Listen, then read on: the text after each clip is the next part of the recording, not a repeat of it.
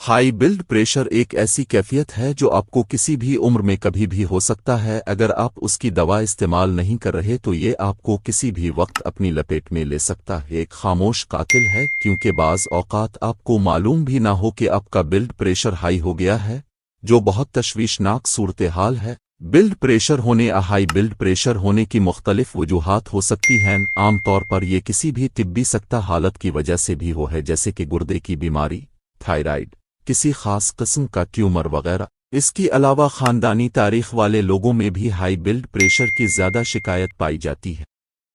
اس کے ساتھ ساتھ بعض خاص قسم کی دوائیں اور خوراک بھی ہائی بلڈ پریشر کا سبب بن سکتی ہیں۔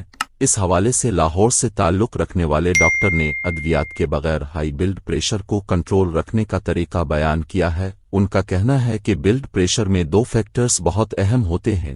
ان کا کہنا تھا کہ آپ نے دیکھا ہوگا کہ بلڈ پریشر کے مریضوں کو جو ادویات دی جاتی ہیں، ان دواؤں نے جسم میں جا کر یہ دو کام ہوتے ہیں۔ پہلا یہ کہ جسم سے اضافی پانی کی مقدار کم کرنا، یعنی یہ دوا پیشاب آور ہوتی ہے۔ اس کے علاوہ خون کی نالیوں میں رکاوٹ کے باعث آپ کا دل اسے راوہے رکھنے کے لیے زیادہ زور لگائے گا۔ دوسری قسم کی ادویات وہ ہیں جو کیلشیم چینل بلاکرز کہلاتی ہیں۔ ان ادویات کا کام یہ ہوتا ہے خون کی شریانیں جو دل سے خون کو لے کر جاتی ہیں، انہیں کشادہ کرنے کا کام کرتی ہیں۔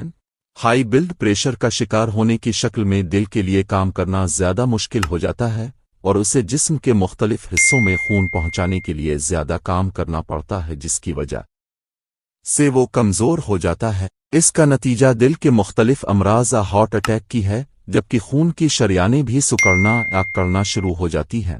لہٰذا اگر آپ بلڈ پریشر کے مریض ہیں تو پہلے اپنا طرز زندگی تبدیل کریں۔ اس کے لیے پہلا کام یہ کریں کہ نمک کا استعمال کم سے کم کریں، جس سے آپ کے خون کا گاڑھا پن کم ہوگا، اور یہ کہ اپنی نیند پوری کریں، کیونکہ جب آپ گہری نیند میں ہوتے ہیں تو خون کی شریانیں پھیلتی ہیں۔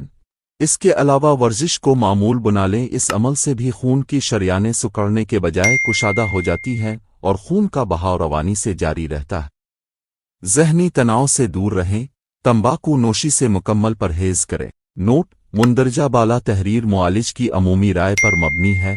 کسی بھی نسخے یا دوا کو ایک مستند معالج کے مشورے کا متبادل نہ سمجھا جائے۔